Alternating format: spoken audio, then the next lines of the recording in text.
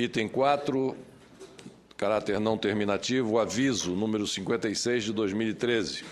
Encaminha cópia do acordo número 2186 de 2013, acompanhado das peças que o fundamentam, proferido pelo Tribunal de Contas da União na sessão extraordinária de caráter reservado do plenário de 14 de agosto de 2013, ao apreciar o processo de levantamento número TC 013.036/2012, hífen 2, acerca da solvabilidade das dívidas de Estados e municípios com a União ao final dos contratos de renegociação.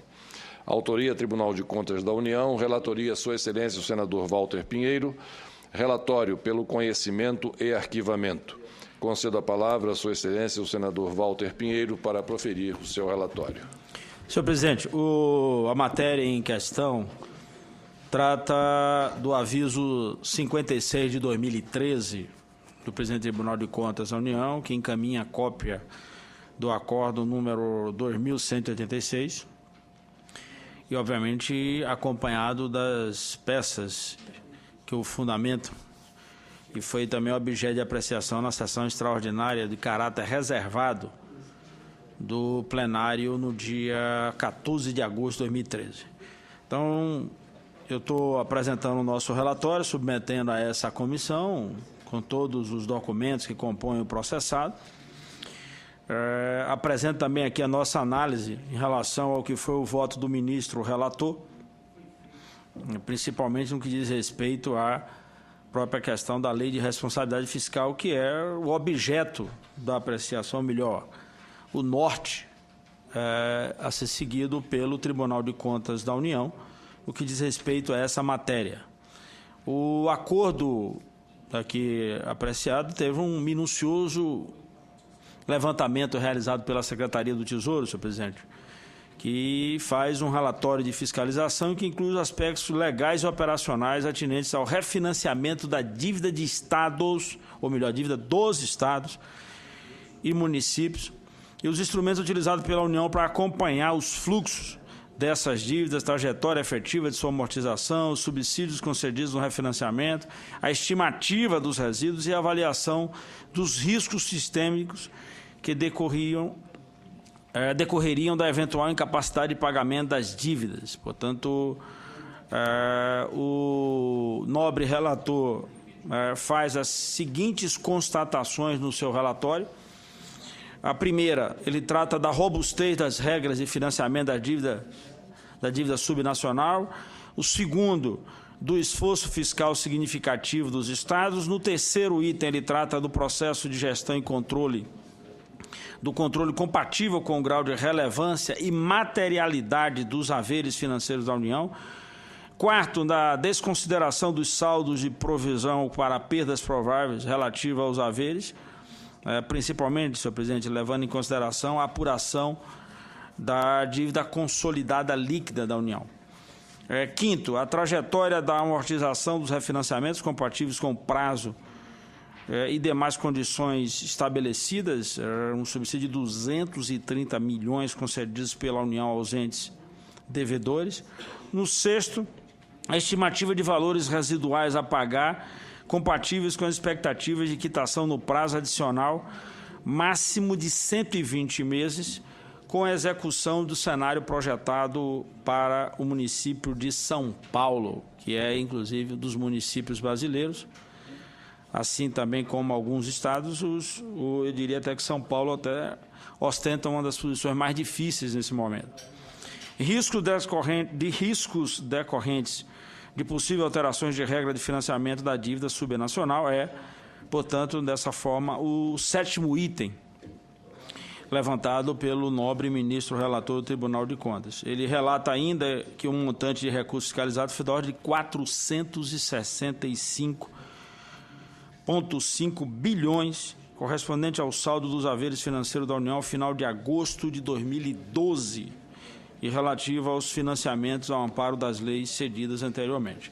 Estou, assim, mais até comentando o relatório, senhor presidente, do que efetivamente do ponto de vista da sua leitura ipsiliter, ou seja, na inteireza, mas entendendo também que é importante a gente ressalvar que o próprio ministro do TCU, quando apresentou o seu voto, levou em consideração o aspecto da análise dessa matéria por parte do Congresso Nacional, uma vez que o Executivo enviou para cá o projeto de lei complementar, o PLP número 238, que ora nós estamos apreciando aqui no Senado Federal. Tá?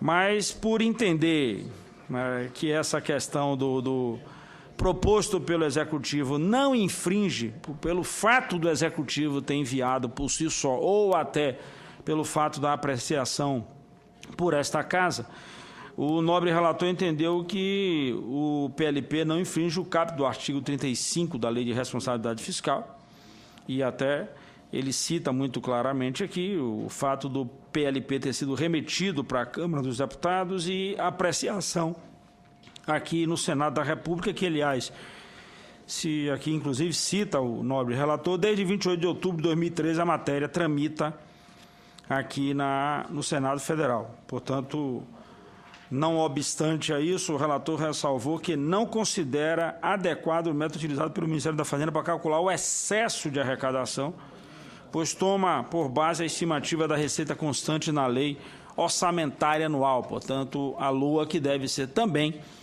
um dos balizamentos, mas cita um pouco mais adiante o relator, que, como compensação à renúncia da receita decorrente das mudanças contratuais, obviamente isso implicaria nessa chamada discordância por parte do TCU em relação à metodologia aplicada pela Secretaria do Tesouro. Considera, assim, que utilizar a estimativa da receita quando a programação financeira viola preceitos da Lei de Responsabilidade Fiscal e da Constituição, na medida em que possibilita ao Poder Executivo, de forma unilateral, alterar a peça orçamentária aprovada pelo Congresso Nacional. Então, desta maneira, senhor presidente, o acordo decide ainda por dar ciência ao Ministério da Fazenda, órgão responsável pela exposição de motivos, apresenta o referido acordo sugestões aos órgãos internos do TCU, como a de levantamento pela CGSEX e outras relações financeiras intergovernamentais, a exemplo do Programa Nacional de Administração Fiscal, o que é o PENAF, né? É um processo que acho que é importante, e a própria SEMAG, para um processo de monitoramento desse acordo.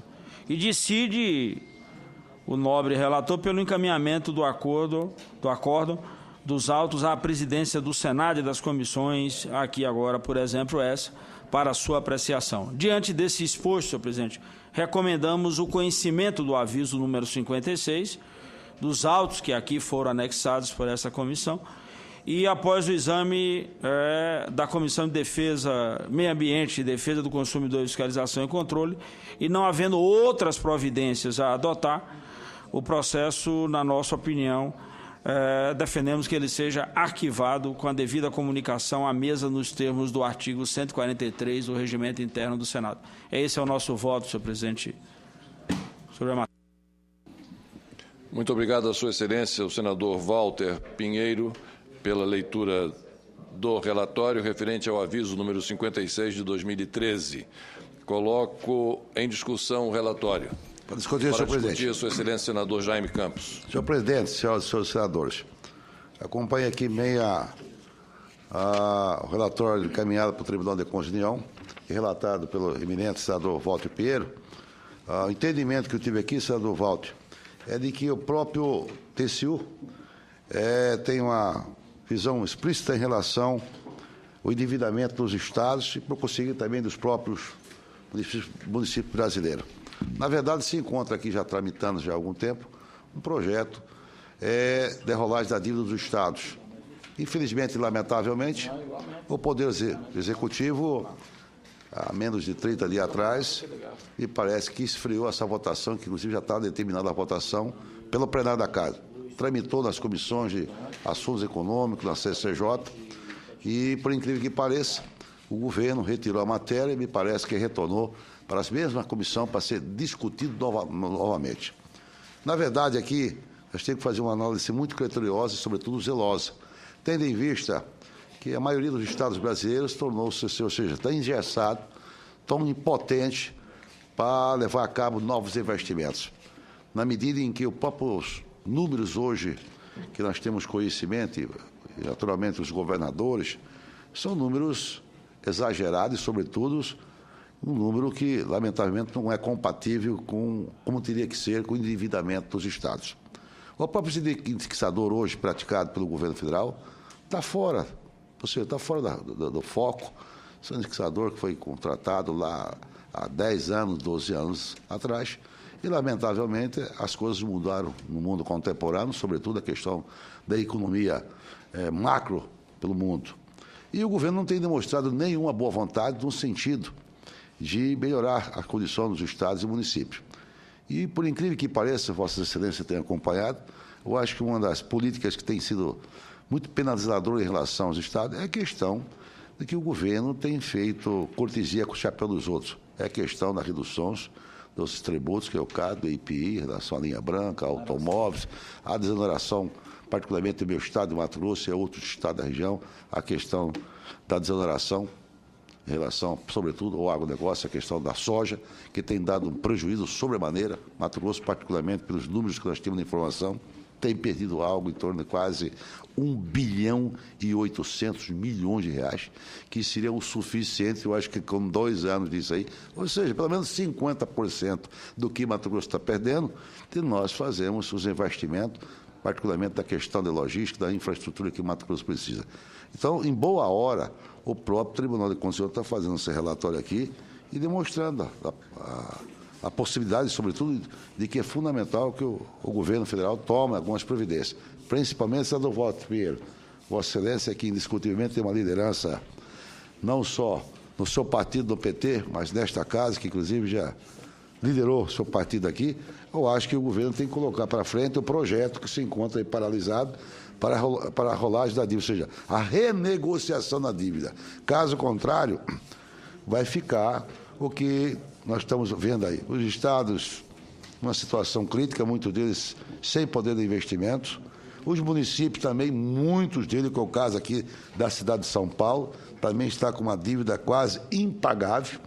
E o governo, me parece, tem sido apenas um agiota em relação a alguns financiamentos, quase a maioria de empréstimos contraídos do exterior, só empréstimos internacional, e o governo, lamentavelmente, não tem tido nenhuma boa vontade no sentido de reduzir essas dívidas e permitir que os estados realmente voltem a investir naquilo que fundamentalmente não só é importante para o seu desenvolvimento, mas, sobretudo, para dar uma melhor qualidade de vida à sua população. De maneira que eu acho e espero que algo tem que ser feito por própria orientação aqui do TCU, essa matéria teria que ser encaminhada para a mesa do Senado Federal. Todavia, eu faço uma apelo aqui, até particularmente em nome do Mato Grosso, porque eu fui governador do Estado, e sem dificuldades. Chegamos um mês, presidente Collor, de nós gastarmos 20% das receitas correntes líquida. 20% das receitas correntes líquida. Isso da dívida inviabiliza. E, por incrível que pareça, nós pagamos 2 bilhões. A dívida, quando foi contraída, era 2 bilhões. Nós pagamos 3 bilhões e agora devemos 5 bilhões. É impagável. É impagável. Era 2 bilhões, pagamos 3 bilhões e ainda deve 5 bilhões. Esse é com todos os estados. O próprio Walter sabe disso. Imagina que o estado da Bahia. Então é impagável. O governo tem que fazer algo. Então, eu acredito que o Congresso aqui tem a responsabilidade de votarmos aqui a rolagem da dívida do Estado para tornar-se, com certeza, mais viável. Caso contrário, vai continuar diariamente, semanalmente, prefeito e vereador vindo aqui de pires da mão e sem gozar, sem conseguir nada. O governo do Mato Grosso está tendo muita sorte. Com as obras da Copa do Mundo, conseguiu alavancar alguns recursos que me parece da ordem de 3 a 4 bilhões, que está investindo na questão do VLT, nas trincheiras, nas obras de mobilidade urbana, alguns acessos, algumas ruas, e eu, particularmente, eu acho que o melhor empréstimo que ele contraiu foi um financiamento através do BNDES para pavimentar algo parecido em torno de 1.800 a 2.000 quilômetros de asfalto. Eu acho que vai ser um investimento realmente importante para o nosso Estado, permitindo ligar todas as cidades nas estradas tronco. Né? Sou contra, já disse aqui, repito, contra o VLT, Eu acho que é uma obra que ele vai iniciar, não vai terminar, que só para 2017 é 1 bilhão e 500 milhões no primeiro instante, e no segundo instante eu acho que vai precisar mais 1 bilhão e meio, uma obra mal projetada, feita projeto através do Google, IDC, etc., não vai chegar a lugar nenhum. Eu defendo a tese que o governo também seja mais criterioso quando financia obra, seja para o município ou para o Estado. Criterioso até porque ele tem a obrigação de fiscalizar. Tem a obrigação de fiscalizar. E muitas das obras não estão sendo fiscalizadas através de liberação da Caixa Econômica, dos recursos do BNDES, através do RDC, que eu acho também é outro absurdo, é outra falsa, é outro estelionato, que esse negócio de RDC não existe, quem faz projeto faz as obras, e lá em Mato Grosso aconteceu, presidente Collor. Que, inclusive, esta comissão aqui, presidente Collor, tem uma subcomissão de fiscalização das obras da Copa do Mundo, se não me falha a memória aqui, já visitou alguns estados. Nós temos que visitar alguns estados e cobrar das autoridades competentes, principalmente da Caixa Econômica Federal e do BNDES, que está alavancando esses recursos, que vai fiscalizar. Está indo dinheiro por ralo. Por ralo e não é pouco não, presidente Collor. É muito dinheiro. Então, a subcomissão que está... Hein? De fiscalização, desculpa. Comissão de fiscalização, exatamente. Tem que voltar a fiscalizar e exigir da Caixa, porque no caso contrário vamos gastar um tufo de dinheiro, bilhões, e não vai chegar a lugar nenhum.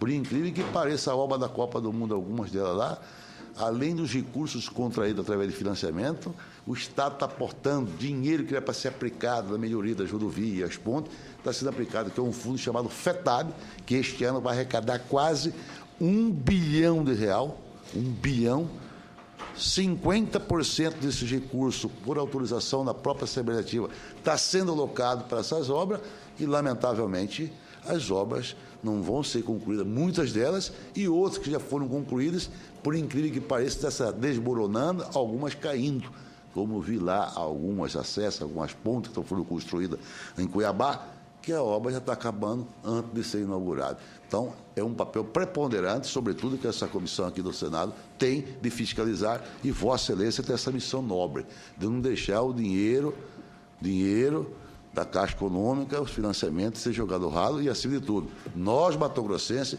pagamos caro essa conta. Vai ser caro, não é para hoje, mas é para as futuras gerações, porque a fiscalização com o andamento da Copa, sobretudo, já está estamos há menos de 90 dias, e aquilo está correndo como se fosse a água rio abaixo. Então, tem a obrigação de fiscalizar. Caso contrário, serão bilhões e bilhões jogados fora, ou seja, indo por ralo, obra de mal qualidade, presidente Collor. Qualquer leigo no assunto, não precisa ser engenheiro, nenhum técnico, não precisa nem ser pedreiro, mestre de obra, qualquer leigo por completo vai ver que as obras é de péssima qualidade. E a minha preocupação, e tenho certeza do próprio senador Cidinho, é que o Estado vai pagar caro, mas, acima de tudo, a nossa população, que já está pagando caro por falta de saúde, educação, saúde, e, lamentavelmente, o que se percebe agora é pouca fiscalização por parte dos órgãos responsáveis. Essa é a minha observação que eu quero fazer, comentar pelo relatório. Para discutir, senhor presidente. Muito obrigado, Sua Excelência, o senador Jaime Campos. Continue discussão, a matéria... Para discutir, senhor presidente. Para discutir, para fazer observações quanto ao que aqui foi colocado por Sua Excelência, senador Jaime Campos. Coloco a palavra ao relator, Sua Excelência, senador Walter Pinheiro, e, em seguida, Sua Excelência, senador Ricardo Ferraz. Senador Senhor Walter presidente, Pinheiro. eu creio que essa matéria, e particularmente até o que levanta aqui agora o senador Jaime Campos, ela até foi muito objeto, e aí eu quero insistir nessa linha, foi objeto de debate de nossa parte do Senado Federal como um todo, já inclusive em 2011. Então, eu continuo insistindo que, assim, entra governo, sai governo, os governos federais, independente ou melhor, o governo federal, independente de quem está no governo, há uma posição muito firmada de cada vez mais ir concentrando na União. E quero insistir, senador Jaime, que houve um erro patrocinado por nós aqui do Senado. Porque todos nós sabemos que governo é assim. Eu estou falando, inclusive, do meu governo. Os governos tendem a trabalhar numa lógica de arrecadação. E esse é o ponto crucial que a gente tem enfrentado, eu diria, no Estado brasileiro como um todo. Problema sério. Eu falei aqui do São Paulo, mas poderia citar Alagoas. Está completamente, eu diria, envolvida num processo de honrar uma dívida estabelecida com uma taxa de juros extremamente estratosférica, portanto, algo danoso para qualquer tipo de Estado, e num processo cada vez mais complicado do ponto de vista da outra resposta, que é a questão da arrecadação de cada Estado. Então, quando nós discutimos esse tema aqui, senador Ricardo Ferrazzo, nós discutimos ele como se pudéssemos, de uma vez por todas, fazer o debate do pacto federativo, do todo, resolver as questões. Não, eu não estou contra aprovar o projeto da dívida, mas continuo com a posição, defendi que nós devíamos ter que votar, mas estou com a posição de que hoje concretamente, é importante para alguns estados, mas nós vamos deixar uma lacuna muito grande. Por exemplo, senador Jaime, todo o dinheiro que foi passado para estados e municípios para investimentos são novos empréstimos. Ontem nós aprovamos no plenário mais um para o estado do Paraná. O meu estado, o estado da Bahia, por exemplo, no ano passado, conseguiu, senador Flecha, aí extrair uma verba de 5,6 bilhões. Tudo financiamento.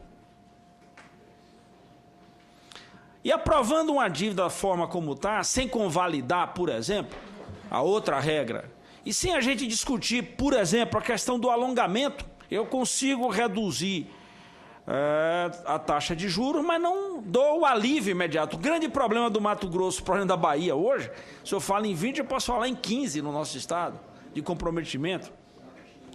É o problema do desembolso. Então, se eu pudesse hoje, além de reduzir esses juros da dívida, ter a possibilidade, senador Collor, de alongar, eu resolveria um problema de caixa dos estados no atual momento. Você teria a capacidade de suavizar esse desembolso e, consequentemente, sobrar, pelo menos, recurso para investimento por parte dos estados. Então, esse é o debate que a gente não fez aqui, a gente recuou. Eu continuo insistindo. Houve uma operação errada, patrocinada aqui por dentro da casa. Mataram a MP 599, que tratava dos dois fundos, o Fundo de Desenvolvimento e o Fundo de Compensação das Perdas. Eu tenho que discutir desenvolvimento econômico. Alagoas, Pará, Mato Grosso, Bahia, Espírito Santo, Goiás, meu caro Ida. E nossos estados vão ganhar de volta a capacidade de se planejar para o seu desenvolvimento de acordo com a sua realidade.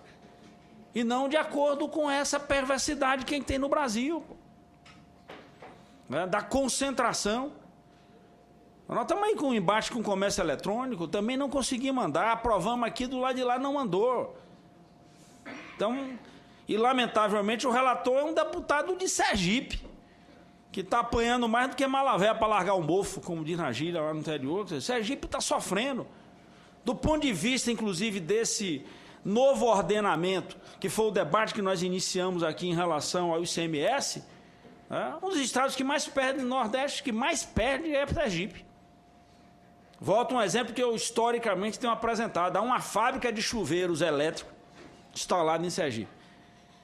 Hoje, se a gente for medir a temperatura ali, não agora, mas, por exemplo, lá pelo meio-dia, tal, ali, ou em qualquer praça ali em Aracaju ou em Salvador, meu caro Flecha, nós vamos encontrar 30 graus. Mole, mole.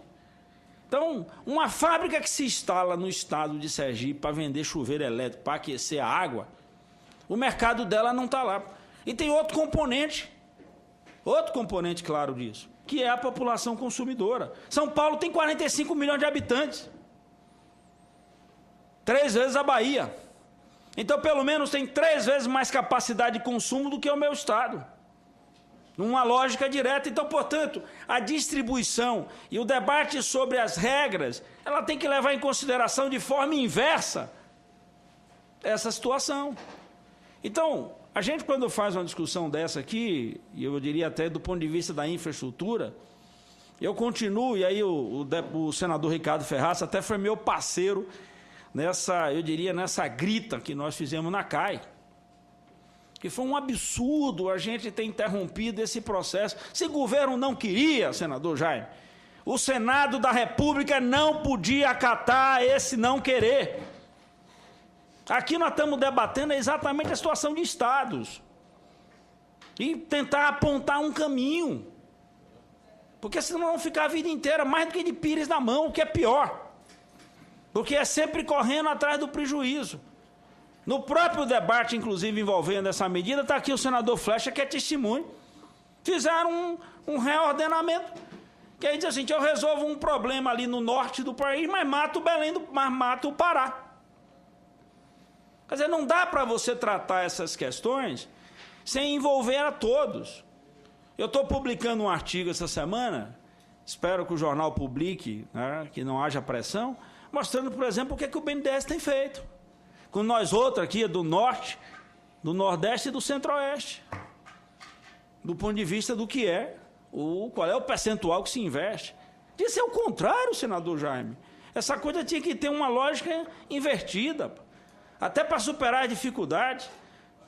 Eu insisto, botar gasolina lá em Roraima não é garapa, não é fácil.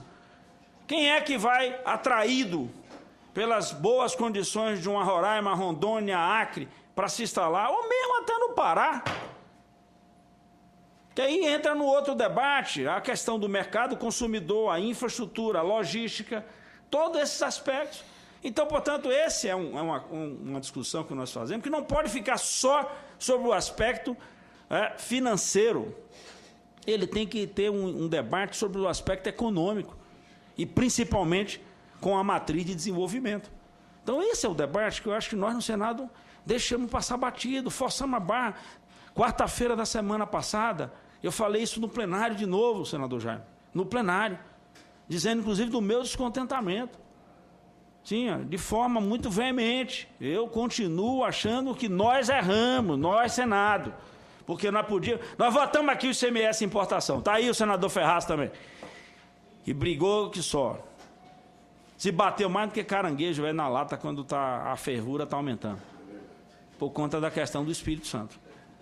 Aí, mas qual era o passo seguinte? Não, nós vamos para o ICMS importação, que é para a gente dar mais 3 passos. Dívida, ICMS e a questão do comércio eletrônico. E aí? Até agora nada. Quer dizer, na realidade, eu estou convencido de que deram um calote. Assumiram uma dívida com a gente, de tocar 3 projetos, e nós tomamos um calote. Eu disse isso quarta-feira da semana passada. Então, assim, esse não é um debate qualquer. Esse, senador Collor, deve ser o debate principal da campanha desse ano. Eu quero ver o governador fazer campanha. Apresenta seu programa de governo. Vou fazer. Com o quê? Então, esse é um debate que o candidato a governador, os candidatos a governador no Brasil vão ter que enfrentar. O grande tema é esse. Como é que nós vamos eleger governadores para, de uma vez por todas, mudar essa regra? E não é uma coisa só a briga com o governo federal, não é só isso. É mudar as condições para a gente botar o Brasil para crescer. O que fez, inclusive, com que a gente timidamente crescesse, mesmo num período de crise, foi exatamente isso. Eu não conheço a atividade econômica na União. Eu não conheço a atividade econômica nem no Estado. Eu conheço a atividade econômica, ela tem que ter um lugar. Tem que estar num lugar, Na estratosfera não funciona. Então, ou você pensa localmente e encaixa isso do ponto de vista do que é essa federação, ou nós vamos continuar nessa história.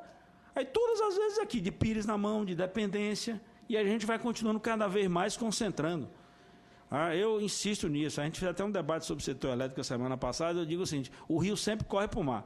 De vez em quando tem um negócio de um lago velho na frente ali para gerar energia, interrompe, mas toda vez que você gerar energia, o cara vai lá e abre a comporta. Abriu, o rio velho volta para o mar.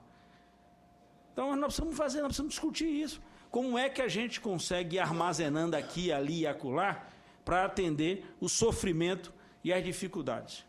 Então, portanto, esse aqui é o debate. Então, o senador Collor pode até nos dizer, senador Jaime, que essa comissão não é o palco. Tá? Mas nessa comissão, por exemplo, está a principal questão desse desenvolvimento econômico, gargalo de infraestrutura. Aí, por outro lado, está a principal questão, porque para investir em infraestrutura, para investir em logística, é a parte mais cara. Nós discutimos aqui, volto a dizer, o setor de energia semana passada. A parte de infra consome no barato de 30% a 35% de todo e qualquer investimento. Eu estou falando de energia. Se a gente for falar nas outras áreas, pior ainda. Telecomunicações, portos, aeroportos. Essa é a área que efetivamente, inclusive, defasou e que precisa de um volume de recursos. Qual é a capacidade que tem o Mato Grosso, o Pará ou a Bahia? Eu fui secretário de planejamento do meu estado, senador Collor. Toda vez que eu fechava lá o programa para o ano seguinte, chega e me dava dor no juízo, porque o que é que sobra para investimento? De uma receita corrente líquida ali de aproximadamente 20 bilhões, senador Hilda, a gente tinha 1 bilhão e 200, 1 bilhão e 500 para investimento. Num estado do tamanho de um país, com 70% do seu território no semiárido, com uma malha rodoviária completamente arrebentada, sem infra, com gargalos estruturais assim problemáticos. E aí, com 1 bilhão e 200? Aí vem para onde? Vem para o financiamento, né? Aí morre na mão aqui de novo. Tome-lhe dinheiro do BNDES, que libera quando quer, ou quando pode, ou inclusive quando interessa, ou vai para Banco Mundial, vai para Banco Interamericano, vai atrás de fundo aqui, fundo acolá, e o fundo vai cada vez mais aumentando o rombo dessa questão e que interfere diretamente na crise de gestão. Aí nós vamos ter problema de custeio, nós vamos ter problema de pessoal, nós vamos ter problema de serviço. Então esse é o debate que eu acho que é importante a gente ir nessa linha, que eu acho que é o entendimento. Então eu acho que o que o tribunal faz aqui, senador Jaime, é exatamente isso. Diz, o Congresso está discutindo, mas aqui o tribunal pega uma matéria, analisa os aspectos e diz, tudo bem, está correto aqui, acolá, mas o gargalo continua. Então nós temos que botar o dedo na ferida aqui. Se o governo não quer, a gente aqui tem que botar, como diz lá na Bahia, o guiso no rabo do gato e botar esse negócio para funcionar. Muito obrigado, Sua Excelência, senador Walter Pinheiro. Com a palavra, Sua Excelência, senador Ricardo Ferraço, continuando a discussão sobre o aviso número 56 de 2013.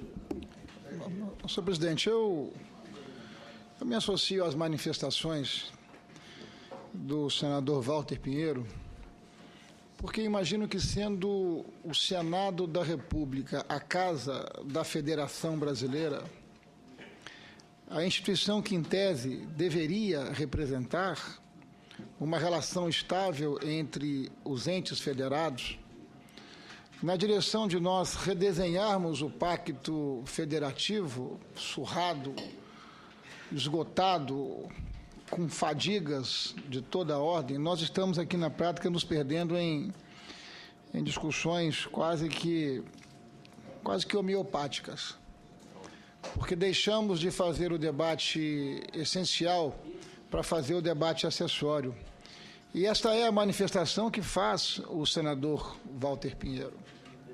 Senhor presidente, quando essas dívidas dos municípios brasileiros foi renegociada em 1997, à luz do Plano Real, a União, naquele momento, incorporou como seu passivo 100 bilhões de reais. Me permite uma parte, ilustre senador. Foi não, senador? A primeira rolagem da dívida foi feita anteriormente. O FHC já era ministro do Itamar Franco, e o governo, aí fui governador do estado naquela oportunidade. Nós fomos forçados a fazer uma rolagem da dívida, com faca no peito, na sangradeira, desculpando aqui a minha sinceridade. Eu fui um dos primeiros do Estado da Federação que rolamos a dívida e fomos pressionados. Eu saí como governo do Mato Grosso na vanguarda da privatização, ou seja, nós privatizamos, por exemplo, o Banco do Estado do Mato Grosso. Demos start, conseguimos, entramos para o setor elétrico, que era a concessionária, ou seja, a SEMAT, que era as centrais elétricas, mas com faca no peito. A rolagem jamais, aconteceu em 1990, acho que foi em 93, se não me falha a memória, 94, se for melhor, mas foi com faca no peito. Eles que ditaram uma regra não melhorando nenhuma condicionante. Por incrível que pareça, o que estava estipulado, depois foi aparecendo aquelas dívidas que estavam ali, que nem sabia, de companhias de armazenamento do Estado, INSS, FGTS, isso foi inserido. Não estipulou-se nem o valor, um percentual daquilo que você arrecadava, tem que pagar. Chegou um determinado momento, Ricardo, que o Estado tinha que desembolsar 22,1%. Quebrou o Estado praticamente. Todos os meses estão aqui de pires na mão, falando com o Murilo Portugal, que era o chefe do Tesouro Nacional, que as contas do Estado estão bloqueadas. Então, a rolagem aconteceu anteriormente, Ricardo, mas com faca no peito, que eu bem que esclareço aqui.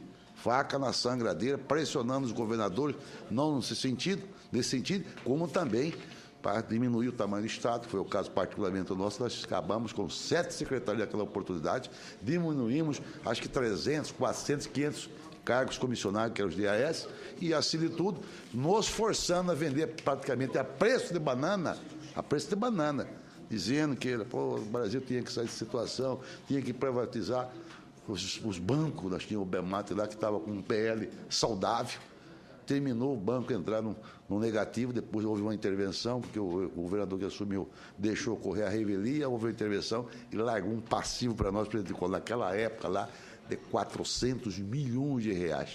Essa dívida até hoje nós estamos pagando. Só fazer essa observação, Ricardo, a rolagem que houve, a primeira foi antes de 94, que iniciou o Plano Real, mas com faca no peito, matando já os estados daquela oportunidade. Muito obrigado.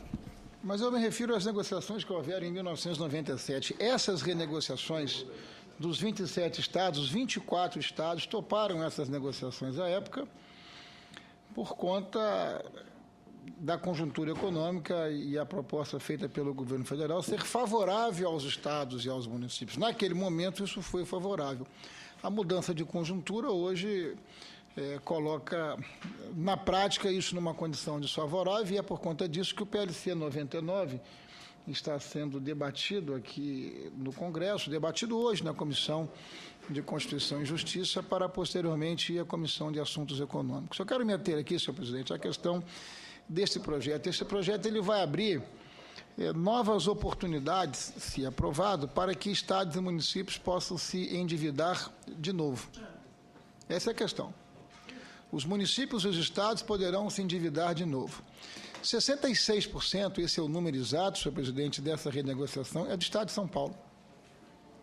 Ao repactuarmos este ativo ou este passivo, de novo, nós estamos trabalhando na contramão das políticas de desenvolvimento regional, porque nós estaremos fortalecendo a iniquidade em nosso país mais uma vez. O relatório lido aqui pelo senador Walter Pinheiro atesta a solvabilidade dos municípios brasileiros, exceto o município de São Paulo. Exceto o município de São Paulo. Ou seja, nós vamos abrir possibilidades dos municípios e dos estados se endividarem, mas não há nenhuma premissa de que a determinação de que esses novos financiamentos sejam feitos para infraestrutura, por exemplo. São investimentos que podem ser feitos de novo para custeio de máquina, para gasto com o pessoal. E aí nós que estamos aqui na Comissão de Infraestrutura, debatendo, encaminhando soluções, ou tentando encaminhar soluções, nos limites das nossas prerrogativas, de novo, podemos ver a possibilidade dos estados e municípios se endividarem, quando eles deveriam se endividar, mas que esse endividamento estivesse condicionado à melhoria da infraestrutura brasileira, que é um dos maiores gargalos, uma das maiores armadilhas para que o Brasil possa continuar crescendo. Eu acho que este tema merece ser debatido aqui na Comissão de Infraestrutura, no momento em que nós estamos aqui aprovando um aviso de um acórdão muito bem estruturado por parte não apenas do senador Walter Pinheiro, mas por parte também do Tribunal de Contas da União. É a manifestação que faço, senhor presidente. Senhor presidente, só se o senador Ricardo Ferraz me permite. Senador Walter Pinheiro. Tem dois problemas nisso aí, senador Ricardo, que Vossa Excelência levanta muito bem. O primeiro deles é essa questão, todo tipo, a abertura de novos financiamentos, inclusive já vem com esse rótulo, é para ajuste fiscal dos estados e municípios. Então já vai guarda-chuva muito amplo. Bem direto. Segunda questão, até um ponto que o senador Jaime tocou, e Vossa Excelência fala aí com propriedade, É toda a parte, por exemplo, o que foi feito o esforço no passado, até se desfazendo de ativos, com privatizações, etc. Tal, todos esses recursos, os bancos que foram vendidos, as empresas de energia, as companhias de energia e distribuição dos estados que foram vendidas, esses recursos foram utilizados para pagamento da dívida, senador. Para pagamento da dívida. Então, em infraestrutura, investimentos futuros, a gente vai vendo cada vez mais essa incapacidade de resposta por parte de cada estado. E nós estamos falando de estados. Quando a gente for descer a detalhes, por exemplo, das capitais brasileiras, meu caro senador Ferraz, é muito complicado. A cidade de Salvador, por exemplo, eu me lembro que no debate, eu era secretário de Planejamento e vim aqui em 2009 para uma discussão com o governo, com o prefeito da cidade e o governador do estado, que era já o debate sobre a questão do metrô em relação à Copa do Mundo. Havia uma divergência naquela época do prefeito em relação à nossa posição, por exemplo, pela adoção de trilhos na cidade de Salvador. Aí o prefeito chegou, levantou, o senador Collor, não, porque eu quero o município banca fazer o corredor de ônibus, não sei o quê, então eu quero tomar o recurso para isso. Aí o secretário do Tesouro folheou, foi daqui para ali, disse, olha, a capacidade de endividamento da cidade de Salvador está na casa dos 30 milhões de reais. Salvador é uma cidade que tem uma arrecadação péssima. Hoje eu posso dizer aqui que o município de Salvador hoje tem, talvez, para investimento algo em torno de 100 milhões. Uma capital com 3 milhões de habitantes. 100 milhões.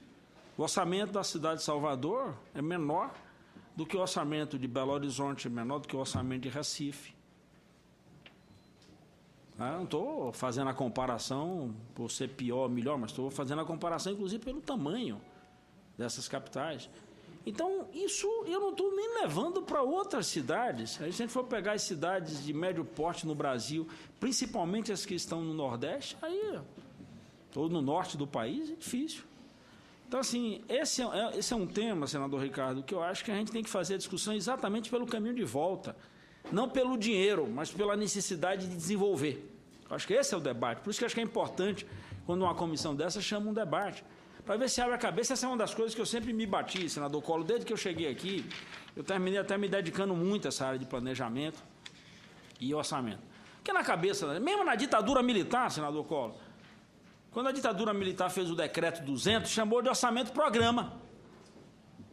O decreto 200, que orientava essa questão do orçamento, chamava de orçamento-programa. Decreto feito pela ditadura. Aí a gente vem anos e anos depois, com todo o avanço, a gente continua discutindo o orçamento como um conjunto de cifras. Está errado. Ele tem que ter a capacidade de ser discutido e debatido sobre o eixo do desenvolvimento econômico, na perspectiva exatamente do desenvolvimento social. Portanto, inverter a lógica. Depois você encaixa o orçamento. O correto é você imaginar, você pensar, você ter a capacidade de olhar um país desse tamanho e apresentar propostas que a gente supere as desigualdades. A gente não tem conseguido fazer isso. Eu tentei fazer esse debate, senador Collor, quando do PPA, eu fui o relator do PPA. Eu fui o relator do PPA, rodei o Brasil. Eu me lembro quando a gente fez a discussão de reduzir o número de programas para 65, você é maluco? Só 65 programas? Então vamos botar 650 para fazer brincadeira? Então, na realidade, acho que esse aqui é o eixo que é importante a gente retomar a partir dessas discussões aqui no Senado. Por isso mesmo, senhor presidente...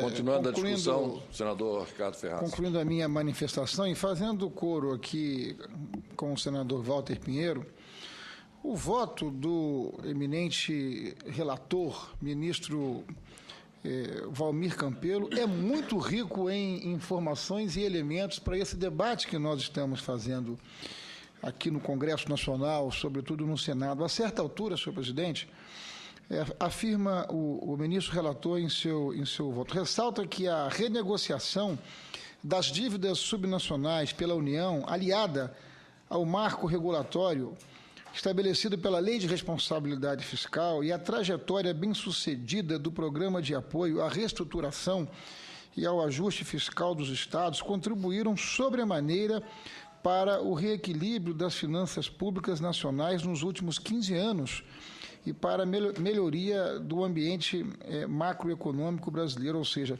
é muito rico de informações o relatório do ministro Valmir Campelo. Ele atesta aqui, mais adiante, senhor presidente, que a robustez das regras do financiamento da dívida subnacional, o esforço fiscal significativo dos estados e municípios, processos de gestão e controle compatíveis com o grau de relevância, desconsideração dos saldos de provisão para perdas prováveis, trajetória, veja bem, senhor presidente, trajetória da amortização dos refinanciamentos compatíveis com prazo e demais condições originalmente estabelecidos, subsídios, senhor presidente, de 230 bilhões de reais concedidos pela União aos entes devedores.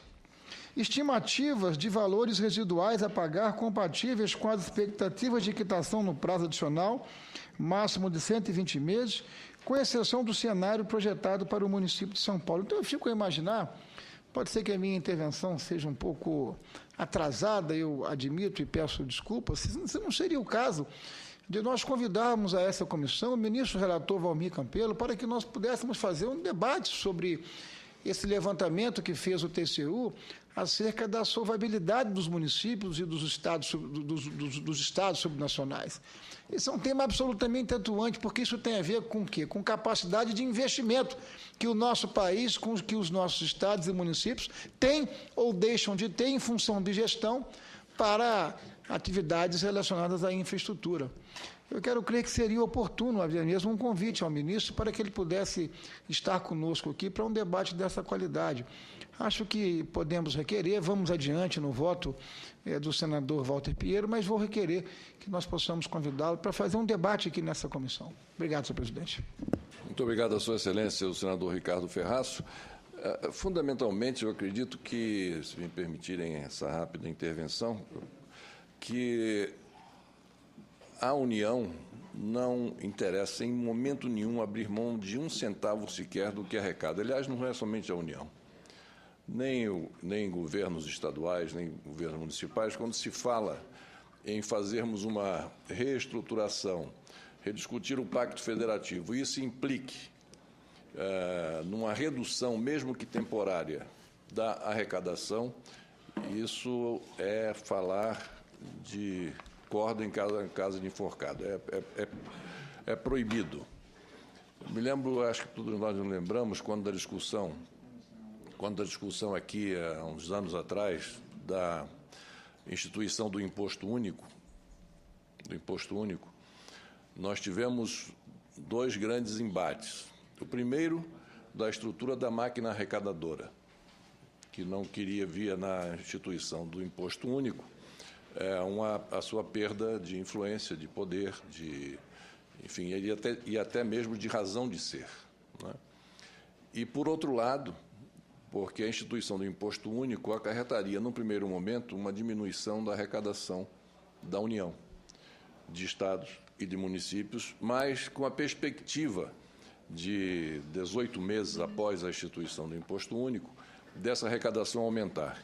E não foi possível levar adiante a discussão. Não foi possível que isso pudesse ser concretizado. Hoje nós vivemos uma situação que me parece paradoxal, porque, como aqui já foi dito por suas excelências e os senhores senadores, os estados estão super endividados, não têm condições de rolar a sua dívida, porque esses juros são extorsivos, não é? E, ao mesmo tempo, nós vemos aí empréstimos e mais empréstimos sendo concedidos aos estados, aumentando, consequentemente, ainda mais o seu potencial rombo nas suas contas. Vem esse termo, não, o empréstimo é para ajuste fiscal, mas o ajuste fiscal significa muita coisa. Pode significar um guarda-chuva imenso que abarca todo e qualquer tipo de aplicação desses recursos, porque tudo vai resultar num ajuste fiscal. De modo que concordo com suas excelências que essa é uma discussão momentosa, essa é uma discussão mais do que oportuna que se continue fazendo, mas nós tendo nós tendo consciência de que vamos encontrar sempre uma dificuldade, talvez intransponível, que é, na rediscussão do Pacto Federativo, fazermos esse pacto sem que nós atinjamos a arrecadação, sobretudo da União, nessa rediscussão. Mas é válido, é oportuno e alguma coisa deve ser feita porque essa bolha está prestes aí a explodir e, sobretudo, nos estados consumidores, porque nos estados produtores há uma relação na arrecadação diferente. Agora, nos estados consumidores, que são a grande maioria dos entes federados na nossa República, esse cenário é ainda mais trágico. Mas concordo que o debate deve ser levado adiante e a mesa fica aguardando o requerimento que Sua Excelência, o senador Ricardo Ferraço, acaba de sugerir para nós convidarmos Sua Excelência o ministro Valmir Campelo, que compareça a esta comissão para falar sobre o seu relatório aqui apresentado no aviso número 56 de 2013. Continuando a discussão, Sua Excelência o senador Wilder Moraes. Obrigado, presidente. Ouvindo atentamente os colegas senadores, principalmente o Jaime Campos e também o senador Walter Pinheiro, na posição de senador e empresário, eu fico assim um pouco decepcionado com a política, porque a gente tem vários momentos, e a gente faz isso na iniciativa privada, que poderia ter planejamento. Exemplo, um grande evento da Copa do Mundo, como diz o senador Jaime. Na Copa de 50, nós tivemos 6 cidades. E agora nós estamos com 12 cidades. Talvez, Walter, com a falta de investimento, não seria a época da gente fazer nem 6, 5, e deixar para a população a infraestrutura necessária, principalmente as cidades, os estados que tiveram ou têm vocação pelo futebol. Imagina o critério que foi feito, que era o critério da FIFA. O critério era transporte urbano, para se escolher uma capital, era transporte urbano, aeroportos, segurança pública, opção de lazer e hotelaria. Nós pulverizamos o dinheiro, que não vai ficar nada de infraestrutura para essas cidades, a não ser as arenas. Então, eu acho que o governo, eu acho que nessa debate a FIFA teve muito mais influência que a decisão de governo. Isso talvez, Walter, talvez escolher a capital de Salvador, escolher a capital do Nordeste, que a gente pudesse investir e diminuir, que quando você pulveriza, você não faz nada para ninguém. Talvez São Paulo poderia ter tido duas arenas para jogos, talvez o Rio, enquanto nessas cidades era um problema a menos, que a população ia ter investimento em infraestrutura.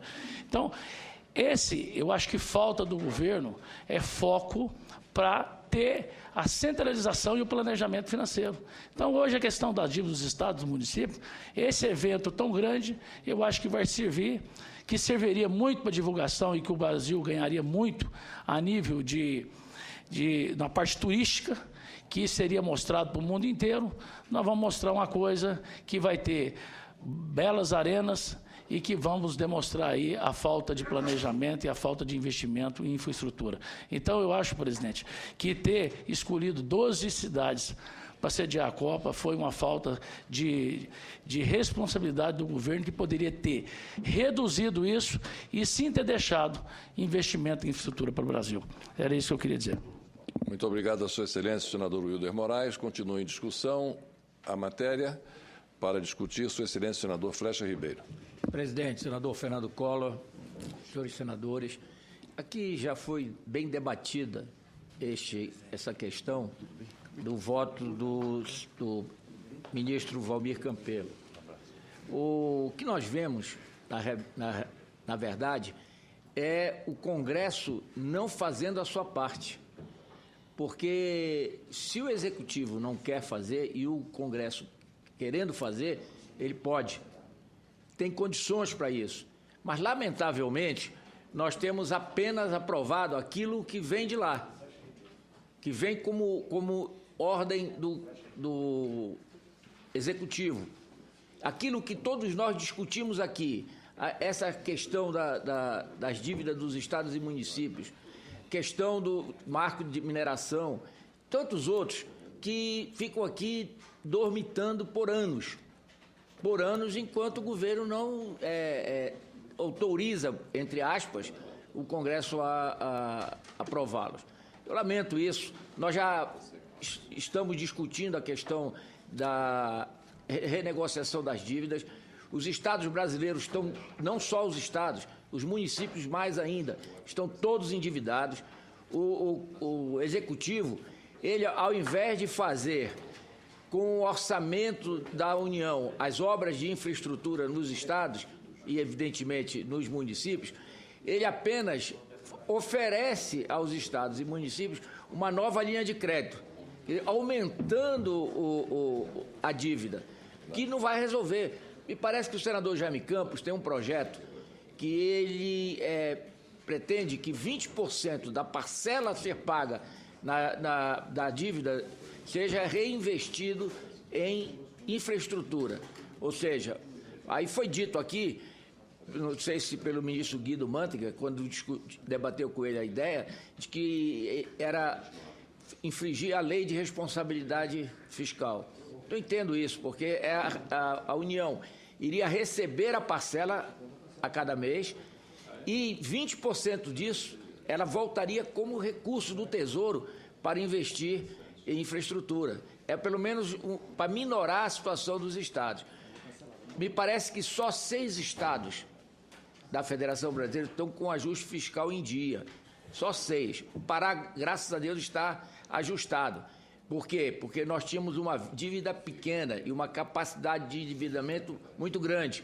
Então, dá para ir levando. Mas é uma sangria pagar a cada mês 15%, 16% da sua renda líquida. Por quê? Porque isso não é mais empréstimo, não são juros. Isso é agiotagem do governo federal em relação aos estados e municípios, que são os entes que precisam realmente de desenvolver a sua infraestrutura. É lamentável, senador Collor.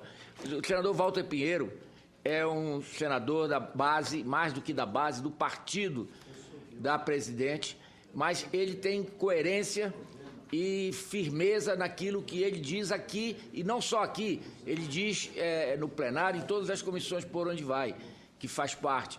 Porque realmente, e não é esse governo aí, não, são os governos que precisam fazer a reforma tributária, ou a revisão do Pacto Federativo, e ninguém faz. Um dos pontos que será debatido na campanha eleitoral desse ano, sem dúvida nenhuma, será a questão do Pacto Federativo. Não há mais como manter aquilo que está.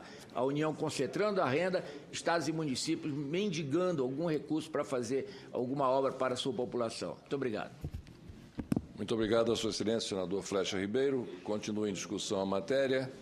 Não havendo quem queira discutir, em votação o relatório apresentado por Sua Excelência, o senador Walter Pinheiro, em relação ao aviso número 56 de 2013.